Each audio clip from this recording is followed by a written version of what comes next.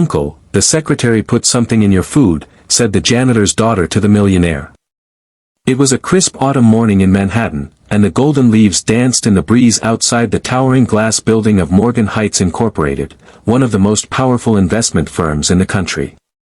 Inside, everything sparkled with polished marble, expensive suits, and the unshakable air of control. But not all stories in such buildings begin at the top floor. 10-year-old Maya didn't belong to that world. She walked the halls shyly, wearing hand-me-down sneakers and holding her father's worn-out lunchbox. Her dad, Javier, was the night janitor, the kind of man people passed by without seeing. Yet to Maya, he was a superhero. Every night, he cleaned the offices of people who never noticed him. Every morning, he made her pancakes, then dropped her off at school with a kiss on her forehead and a smile that hid exhaustion. But that morning, things changed. Maya had come early to surprise her dad with a hand-drawn card for his birthday. While wandering the halls near the executive lounge, she paused by the frosted glass door of the corner office. It was slightly ajar. Inside, she saw someone she recognized, Mr. Dalton's secretary, a tall man with slicked-back hair and a fake smile.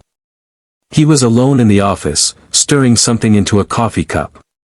Dalton's coffee cup.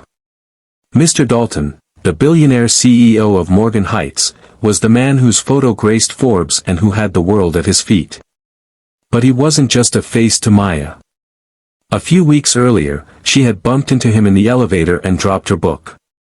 He'd picked it up, smiled, and asked her about it. Since then, every time he saw her, he greeted her like an old friend.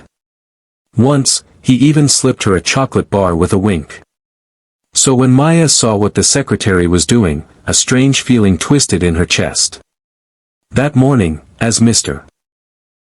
Dalton came out of the elevator and walked toward his office, Maya stood frozen in place. He looked surprised to see her. "Hey, Peanut," he chuckled warmly. "What brings you here so early?" She looked up at him, eyes wide, voice trembling. "Uncle, the secretary put something in your food." The hallway fell silent. Mr. Dalton blinked. "What do you mean, sweetheart?" I saw him put something in your coffee," she whispered. "Please don't drink it." His face changed instantly, not with panic, but with a measured stillness. He bent down to her level and placed a gentle hand on her shoulder. "Thank you, Maya. That was very brave." Instead of going to his office, Mr. Dalton asked her to sit with his assistant. Within minutes, building security quietly entered the executive floor, and the coffee cup was taken to the lab. What came next stunned everyone. The drink had been laced with a slow-acting sedative mixed with heart medication. In the right dose, for someone of Dalton's age and condition, it could have caused unconsciousness, or worse. By noon, the secretary was in custody. It turned out he had ties to a competitor firm and had been feeding them information for months, waiting for the perfect moment to incapacitate Dalton before a major merger. But none of that would have come to light, if not for Maya. The news broke like wildfire. Janitor's daughter saves billionaire from poisoning. Young girl exposes corporate sabotage. The power of a child's honesty. Reporters camped outside Maya's apartment. Celebrities posted about her courage. Donations flooded her school's scholarship fund.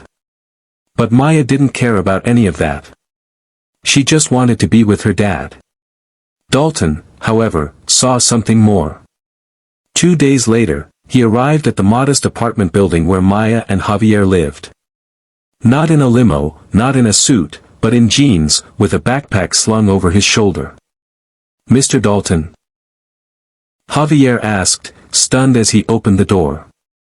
"I came to say thank you," Dalton replied, kneeling to meet Maya's eyes. "You saved my life.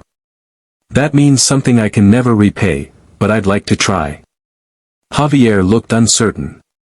"Sir, she didn't do it for anything in return." "I know," Dalton said quietly. "That's what makes it so powerful." Dalton offered to fund Maya's education, all the way through college. Not just tuition, but housing, supplies, everything. He also gave Javier a new job, as a facilities manager, with better hours, benefits, and pay. But even more than the money, what touched them most was this: Dalton started visiting. Not the building, them. He came by for dinner on Sundays, played cards with Maya, and laughed like he hadn't in years. Slowly, they learned about his own lonely childhood. His mother had been a cleaning lady too. She died when he was young. Dalton had buried those memories under layers of power and isolation. But Maya's honesty had cracked something open. A year passed. Maya excelled in school. Javier's back pain finally eased thanks to fewer night shifts. And Dalton changed too. He started a foundation in honor of his mother, providing scholarships and housing for children of blue-collar workers. He called it the Maya Fund. But it wasn't about charity. It was about dignity. At the foundation's launch event, Dalton gave a speech to a packed auditorium. Cameras flashed. Executives sat beside janitors. Maya, in a sky-blue dress, clutched her father's hand. Dalton's voice was thick with emotion. Sometimes, the people we overlook are the ones who carry the greatest truths. A little girl reminded me that kindness has eyes. And bravery doesn't wear a badge, it wears sneakers and carries a hand-drawn card. The crowd stood in thunderous applause. That night, as stars blinked above the city, Maya curled up beside her dad on their small couch. "Daddy," she whispered, "do you think I'll ever be rich?" Javier smiled and kissed her forehead. "You already are, Mija. You have a heart worth more than gold." And somewhere, in a high-rise that used to feel cold and distant, a billionaire stood by his window, looking down, not at the value of his company, but at the little family who had taught him what real wealth meant. Moral of the story: sometimes, the smallest voice can protect the greatest treasure. When we choose honesty, compassion, and courage, even in the face of fear, we can change lives, mend hearts, and remind the world that heroes come in all sizes. No act of goodness ever goes unnoticed.